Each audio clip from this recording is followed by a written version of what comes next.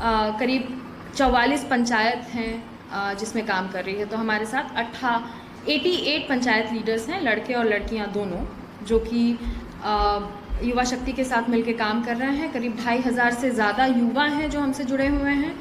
और हम लोगों का मेन मुद्दा ये रहता है कि हम लोग यहाँ की स्थिति, यहाँ की परिस्थिति, जो भी ऐसे मुद्दे हैं जो सामाजिक मुद्दे हैं या राजनीतिक मुद्दे हैं, उनको हम आगे कैसे लाएं, सरकार को अपनी तरफ कैसे खींचें, उनका ध्यान कैसे खींचें कि वो इन सब चीज़ों पे काम कर सकें। उनकी हम लोग भी किसी तरह से अगर मदद कर सके तो वो भी बहुत अच्छी बात है, क्योंकि हमारे युवा हैं और सबसे जोशीले रहते हैं वो। अब इसमें ये कैंपेन की जो बात आती है, ये कैंपेन इसलिए हम लोगों ने किया क्योंकि जब ये कोरोना महामारी का जो समय चल रहा था, आप लोग स्थिति जान ही रहे होंगे कि किस तरह की स्थिति थी। उसमें हम लोगों ने ये डिसाइड किया कि भाई यहाँ की स्थिति क्या है। उजियारपुर और दलसिंहसराय 2 ब्लॉक्स हैं जो उजियारपुर विधानसभा में आते हैं, उनकी स्थिति और सरकारी जो प्रणाली है, स्वास्थ्य प्रणाली है, उसकी स्थिति क्या है। तो उसके लिए हम लोगों ने, जैसे इन्होंने कहा कि सर्वे हुआ और हर पंचायत में इसका सर्वे हुआ है।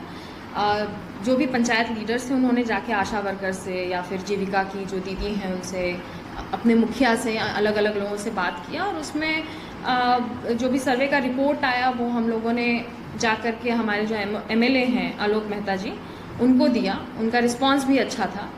और नित्यानंद राय जी को भी मैंने मेल किया, क्योंकि वो दिल्ली में है तो उनसे जाके नहीं मिल सकते हैं, लेकिन मेल किया उनको। उनके PA जो हैं, अलग अलग PA हैं उनके काफ़ी सारे, तो उनसे भी बात हुई। उनको सर्वे का जो रिपोर्ट था उसके बारे में जानकारी दी और डिटेल में उनको बताया भी मैंने। उसके बाद उन्होंने ये भी कहा कि उन तक खबर पहुंच जाएगी। फिर अगले दिन तो उसके अगले ही दिन वो यहाँ आए, अभी बिहार में ही थे। उनका आने का यहाँ का प्लान था कि नहीं पता नहीं मुझे, दलसिंहसराय का, लेकिन वो यहाँ आए और उन्होंने बहुत सारी चीज़ों के ऊपर उन्होंने ये भी कहा है कि जैसे ऑक्सीजन प्लांट है वो बन जाएगा, और काफ़ी सारी चीज़ों जो दलसिंहसराय के जो मुख्य मुद्दे थे उनके ऊपर उन्होंने आश्वासन दिया है और आगे भी बात बढ़ाई है।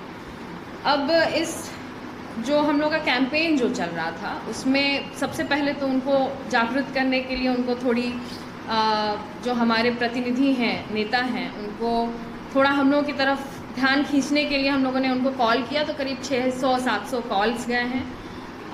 उसके बाद जो है हम लोगों ने सोचा कि जा कर के उनको हमने सर्वे का रिपोर्ट दिया।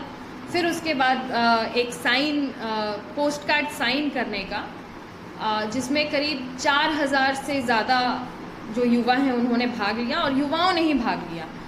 और उनकी तरफ से ये गया कि ये 2 मांगे हैं हमारी। उस पोस्ट कार्ड में ये था, आप देख भी सकते हैं बाद में, कि उस पोस्ट कार्ड में 2 मांगे थी और उन 2 मांगों को आप कब तक पूरा कीजिएगा, ये पूछा गया था। लेकिन दोनों तरफ से ऐसा कुछ डेट या फिर कुछ तिथि नहीं आई है जो कि आनी चाहिए थी।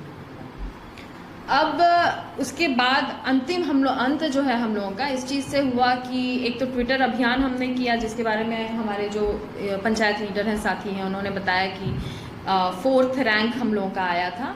और इसके साथ ही हम लोग कंडोलेंस क्या बोलते हैं उसको, ट्रिब्यूट किया हमने, जो भी इस कोरोना महामारी में जिनका निधन हुआ है उनके लिए हम लोगों ने एक ट्रिब्यूट किया। हर पंचायत में उसका कैंडल मार्च हुआ और हर पंचायत में 2 मिनट की शांति रखी गई, मौन रखा गया, और उसके बाद फिर उस चीज़ को ख़त्म किया गया। अब मैं इसमें ये भी जोड़ना चाहूँगी कि ये सारा प्रकरण करने का मकसद ये था कि जो हमारे यहाँ के युवा हैं वो संवैधानिक मूल्यों को जानें, संवैधानिक मूल्यों पे चलना सीखें और उसको अपनी ज़िंदगी में उतारना सीखें।